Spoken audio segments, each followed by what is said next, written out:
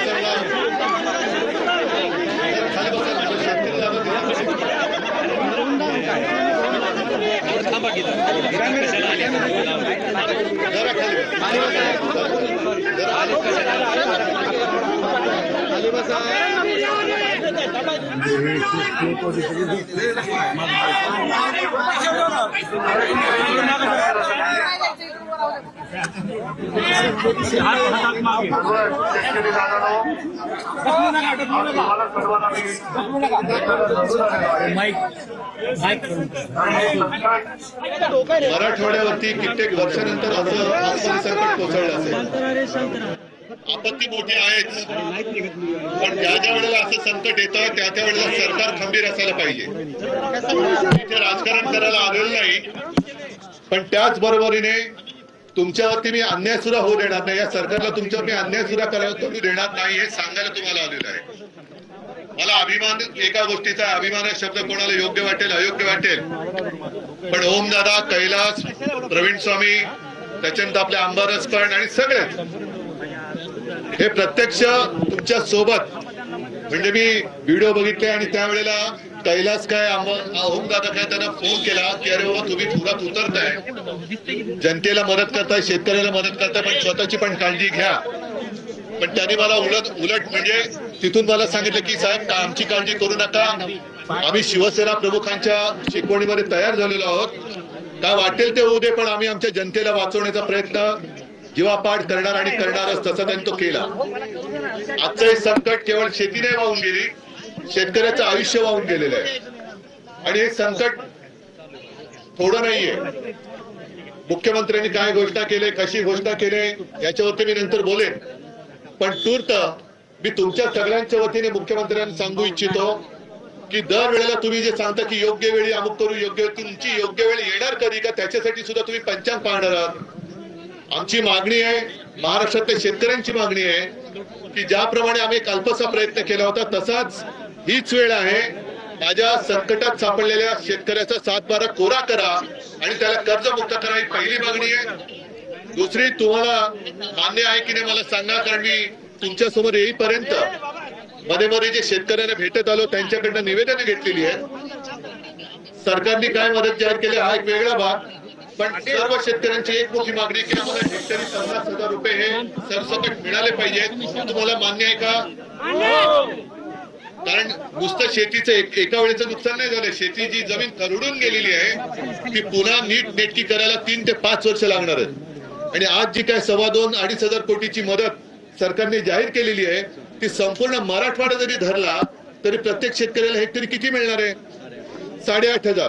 आणि आता जे नुकसान झालंय, पाणी म्हणजे पिकं जी होती ती सडून गेलेत, हे साफसफाई करायला किती येणार? साफसफाई करण्याचा खर्च, त्याच्यानंतर कर्जाचा खर्च, त्याच्यानंतर जमिनीची जी काही सगळी वाहतूक झालेली आहे ती नीटनेटकी करण्याचा खर्च, माझा शेतकरी पुन्हा उभा राहणार कसा स्वतःच्या पायावर? आणि म्हणून शेतकऱ्यांना कर्जमुक्त करा. दुसरी गोष्ट, पीक विम्याचे सुद्धा जे काही यांनी जे निकष बदलले, खरं पीक विम्याची सुद्धा रक्कम ही पूर्ण आत्ताच मिळायला पाहिजे. आता सुद्धा जर का पीक विम्याची रक्कम ही मिळणार नसेल तो उपयोग काय? कशाला करायचा तुम्ही सगळी थोतांड? म्हणून फक्त एकच सांगतो की आज माझ्या हातामध्ये काही नाहीये. मी तुम्हाला फक्त धीर आणि विश्वास द्यायला आलेले की तुमच्यावरती मी अन्याय होऊ देणार नाही, हा विश्वास तुम्हाला द्यायला आलोय. मात्र आता येताना सुद्धा मला कुठल्या एका पत्रकाराने सांगितलं की आज बार्शीमध्ये शरद गंभीर नावाच्या शेतकऱ्याने आत्महत्या केली. शरद गंभीर नावाच्या एका शेतकऱ्याने आत्महत्या केली. 20 लाखाचं कर्ज आहे. मला दहिटण्याच्या शेतकऱ्यांनी आत्महत्या केली. काल म्हात्रेवाडीच्या म्हणून सर्व शेतकऱ्यांना मी हात जोडून विनंती करतोय की बाबांनो, मला कल्पना आहे की तुमचं आयुष्य वाहून गेलंय, पण आम्ही तुमच्या सोबत आहोत. तुमच्यावरती तुमचं कुटुंब अवलंबून असतं. कृपा करून असं वेडवाकडे पाऊल उचलू नका, आत्महत्या करू नका. वाईट दिवस जातात, हे दिवस जातील आणि ह्या वाईट दिवसामध्ये हे दिवस जाण्यासाठी आम्ही तुमच्या सोबत राहू. फक्त एक काम करायचं, माझे इकडे सगळे म्हणजे आपलेच सगळे लोकप्रतिनिधी आहेत. ही मदत जी जाहीर केली ती तर आलीच पाहिजे, त्याच्या पलीकडे जाऊन मदत सरकारने केली पाहिजे. पण मदत देताना वेडेवाकडे निकष लावले गेले आणि सरकारी अधिकारी जर का आडमुठेपणाने वागत असतील तर त्यांना सुद्धा सरळ करण्याची हिंमत आपल्याला दाखवावीच लागेल आणि शेतकऱ्याच्या हक्काचे जे काय आहे ते त्याला मिळून द्यावंच लागेल. पुरतं मी तुम्हाला परत एकदा हात जोडून विनंती करतोय की खचून जाऊ नका. बँकेच्या वसुलीच्या नोटीस आलेल्या आहेत. या सगळ्या नोटिसा एकत्र करून मुख्यमंत्र्यांकडे पाठवून द्या.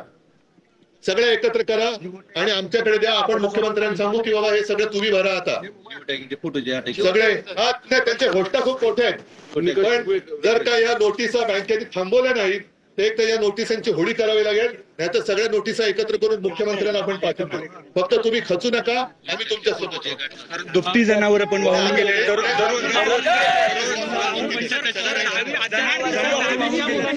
सोयाबीन वाहून सोयाबीन वाहून गेलंय साहेब.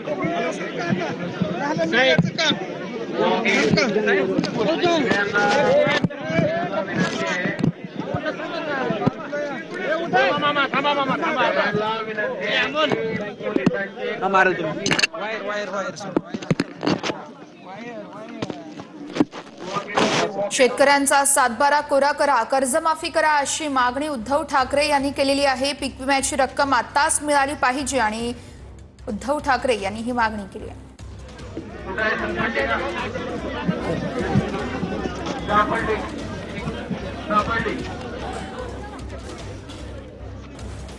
शेतकऱ्यांचा सातबारा कोरा करा, त्यांना कर्जमुक्त करा. हेक्टरी 8,500च्या मदतीने शेतकरी कसा उभा राहणार असा प्रश्न उद्धव ठाकरेंनी उपस्थित केला आहे.